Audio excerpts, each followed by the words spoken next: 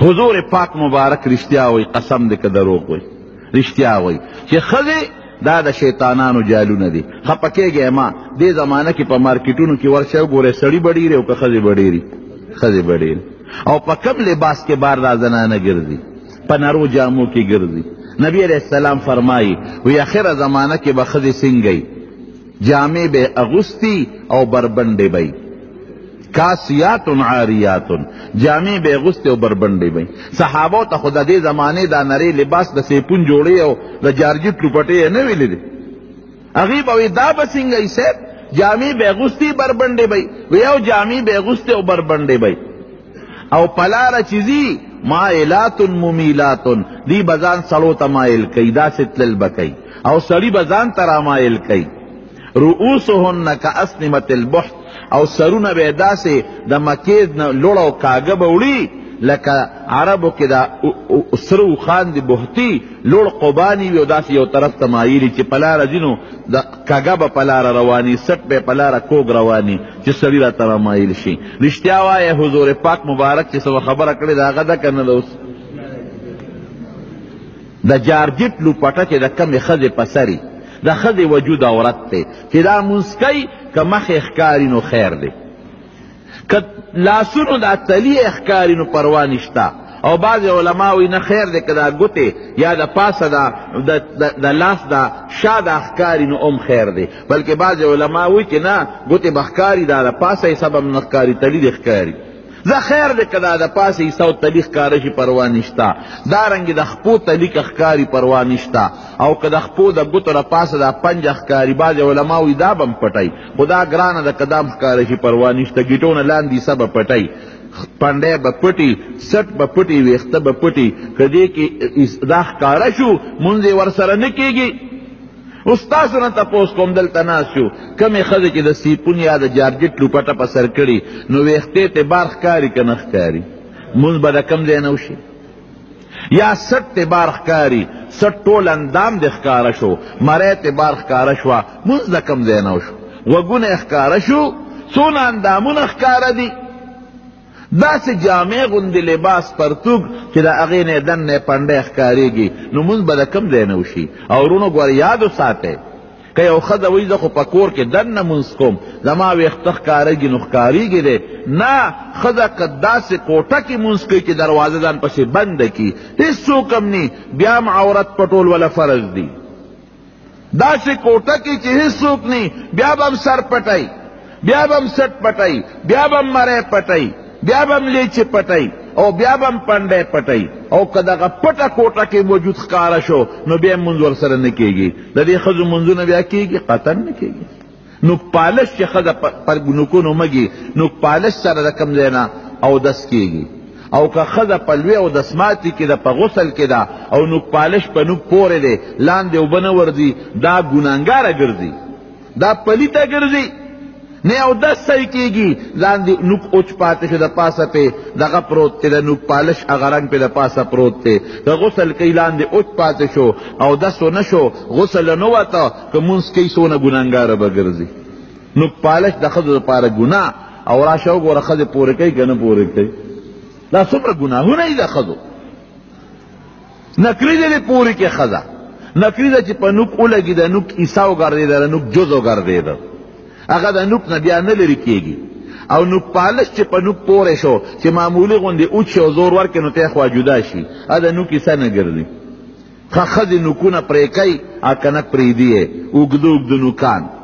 زما یو ماشومه ده، اما ته وي نه بابا وی نوکان خو پرېږدي نه، مای بچې مونږ خو چې تلار کې انسان د غیر اختیاري په نظر برابر شي یا سوزکي موزکي کې داسې اوږده اوږده نوکانې وي، وی دی د بیې ښودي، د بیې نوکان راوړي او په نوکونه ایږدي.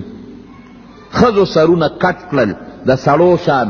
نبی علیہ السلام ورته لعن الله المترجلات، هغه ښځه چې په جامه کې او په شکل کې د سړو په شان تشبیه کوي، وی په دې د خدای لعنتي. او هغه سړي چې هغې د ښځو په شان جامه اچوي او د ښځو په شان شکل جوړوي، حضور پاک فرمایي په دې د الله لعنتي. دا د ښځو مفسدی دی او فسادات دی. بے ستری پکې شوه، بے حیایي پکې شوه، په لوپټګو په چادرګو کې ګرځي، په دکاندارانو سره په دکانونو کې ګپې شپې لګی، اوس خو لا موبایل پکې بیلې راووته، او په موبایلو کې خو تصویر والا موبایل راووته.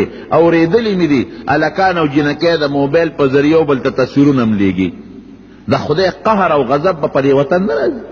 مونږ وایو خدایه معاف هم کې، نو په تشه دعا خو نه معاف کېږي چې کومه ګناه کې به هم پرېږدې که نه. ښځې هم د بې حیایۍ نه منې نه کړې، د بې سترۍ نه منې نه کړې، هلکانو سره د خبرو نه منې نه کړې، او سوال کوو چې خدایه په مونږ رحم وکړي، ګناه معاف کړي. د ګناه خو پرېږده نو بیا توبه وباسه. رونو اوس د دې ښځو دا بې ستري او بې حیایي او د دې ښځو دا مونځ نه صحیح کېدل، دې له د مدرسې ضرورت شته او که نشته؟ تاسو راته ووایئ کم ځای به زده کوي؟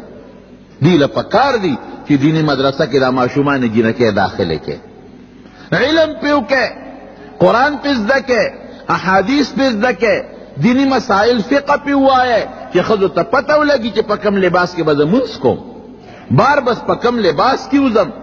ښځو سړو سره مې خبرې جایز دی او که جایز نه دي، د پردې څه حکم دی، د ماشوم د لویولو څه حکم دی، او د ماشوم د تربیت څه حکم دی، د خاوند څه حقوق دی، د سخر څه حق دی، د خواکې څه حق دی، د لیورونو او د اندروریانو څه حق دی، د ګاونډي څه حق دی، ډوډۍ به حلاله حرامه پسې پیژنم. دا خو هله کېږي چې دې مدرسه کې داخله کړي. اوس تاسو نه تپوس کوم د دې خبرو نه پس د ښځو د مدرسو ضرورت شته او که نشته؟ سړو چې څنګه د نبي علیہ السلام نه علم زده کړی دی، حضرت ابو هریره رضی اللہ عنہ، عبداللہ ابن مسعود رضی اللہ عنہ، حضرت انس ابن مالک رضی اللہ عنہ، حضرت مغیرہ ابن شعبہ رضی اللہ عنہ، دا صحابہ کرامو دی د حضور پاک نه دین زده کا، حدیث او قرآن او امت ورسو، دغه رنګې ښځو زده کړی دی. حضرت عائشہ صدیقہ رضی اللہ عنہ، ابو هریره صاحب د 3000 او د 500 او د 400 او یو احادیث حافظ دی. د نبی علیہ السلام تقریبا 5,500 احادیث هغه یاد کړي دي، امت ته رسول دي. او عائشہ بی بی د څونه احادیث حافظه ده، 2210 احادیثه، نیم په نیم ورسره چلېدلې ده. 2210 احادیث حضرت عائشہ صدیقہ امت ته رسول دي. ممکن ده چې ډېر به ورته یادو، خو چې کم امت ته رسېدلي هغه 2210 احادیث دي د حضور پاک نه. به او عمر یې څونه سړی حیران شي. عائشہ بی بی نبی علیہ السلام چې کله وفات کېدل 13 کالو وه، نو علم چې څنګه سړو زده کړی دی دقه رنګې ښځو هم زده کړی دی، عائشې بی بي هم زده کړی دی. یو ځل چا ورته ووایي زمونږ په دې وطن کې هم دا رواج دی چې خلک د اخترونو په منځ کې ودونه نه کوي. داسې ده که نشته؟ هلکه وایي اخترونو منځ کې واده مه کوئ، دا سپېره دی. دا د جاهلیت د زمانې خبره ده. هغه زمانه کې به په شوال کې چا واده نه کو. وی ولې؟ وی دا سپېره دی. عائشہ بی بی وی دا د جاهلیت رواج ختم کې. وی ګوره، وی زما واده نکاح په شوال کې شوې ده، وی واده مې په شوال کې شوی دی، د لوی اختر په میاشت کې د 2 اخترونو میاشت کې مې نکاح شوی ده، واده م شوی دی. نو وی زما نه بختوره ښځه بله کم ده. وی حضور پاک زما په کوټه کې دفن دی، د هغې په کوټه کې حضور پاک دفن دی. او وی حضور پاک زما په غیږ کې تسا ختلې ده، ډډه د عایشې بی بی سینې ته والې وه. وی سر مبارک زما سینې او زما زنې سره لګېدلې و چې د حضور پاک مبارک نه سو وتله.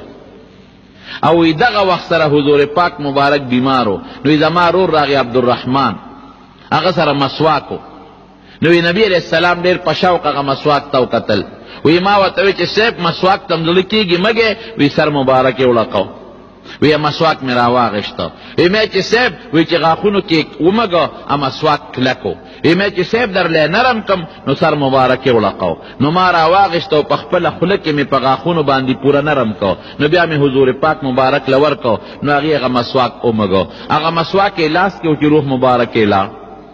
وی زمانه بختوره ښځه شته چې اخر وخت کې زما د حضور پاک مبارک لاړې خدای یو ځای کړي دي.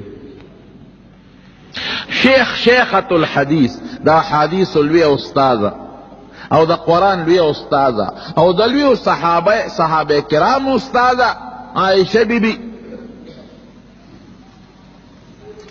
دا په خپله فرمای یو ځل بیبیانې د حضور پاک مبارک خو ګڼې وې، نو چې خلکو ته خو پته وه چې د نبی علیہ السلام د عائشې بی بی سره زیاته مینه ده.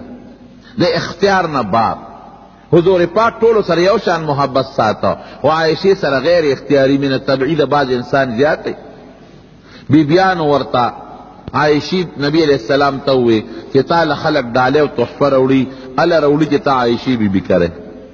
نو دې خلکو ته اعلان وکړه چې زه کمې بیبي سره یم ماله تحفه رالیږې، یوازې عائشې بیبي سره چې یم یوازې هلته مه رالیږې. غږ یې ونه کړ. بیا دوی فاطمې رضی اللہ عنہا ته ووی وی ته حضور پاک مبارک ته ووایه چې دې خلکو ته اعلان وکړي، ځکه چې د عائشې بیبي په کوټه کې نو خلک ډالۍ راوړي او چې نورو بیبیانو سره خلک نه رالیږي. اعلان دې وکړي چې ټولو بیبیانو سره چې زه یم رالیږې.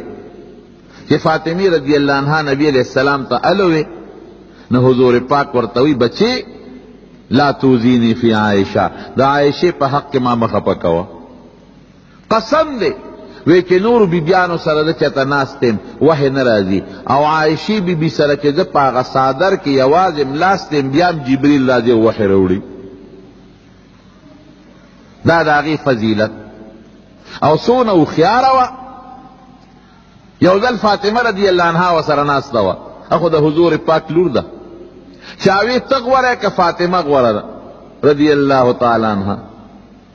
حضرت فاطمه رضی اللہ عنها وی زه غوره یم. عائشه بیبي ورته وی ولې؟ وی زه ځکه غوره یم چې زه د پیغمبر علیه السلام د وجود ټوکړه یم. حضور پاک فرمایی فاطمه بزغة مني، فاطمه زما د غوښې یو ټوټه ده.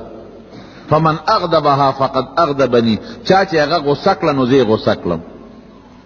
نو وی زه د حضور پاک د غوښې ټوټه یم، نو زه غوره شم که نه شم؟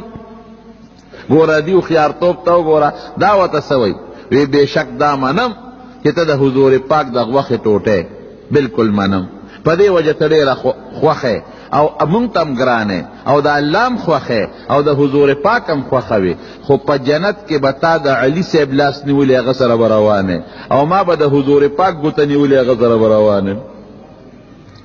دی څونه هوښیارتوب دی. دی ونه وی چې ستا نه زه غوره یم. وی جنت کې ځکه ښځې به په جنت کې د خپلو خاوندانو سره دا تاسو سره چې کمې ښځې دي په کورونو کې، خدای دې مونږ او تاسو جنت ته سره د خپلو بیبیانو بوتلی کې. نو ستاسو دا بیبیانې د دنیا دا به د جنت د ښځو سردارانې وی.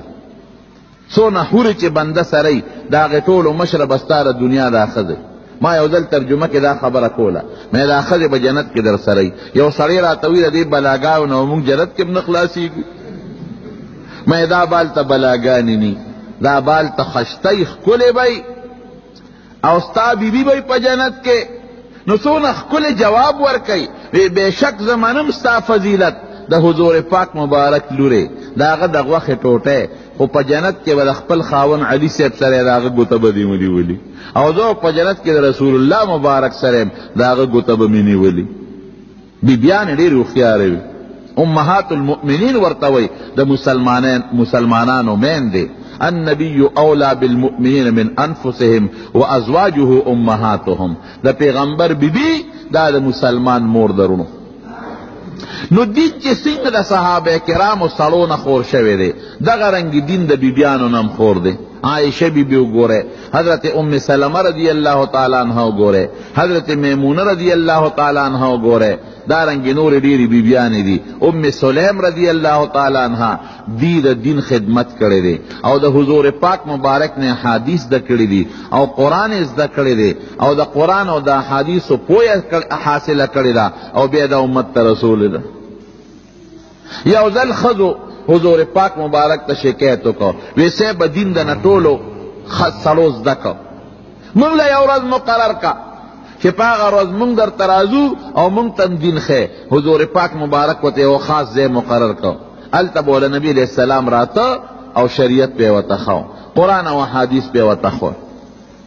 رونو اوس د ښځو علم زده کول یا د ښځو دین زده کول د هغې دپاره ګورې یو څو شرطونه دي.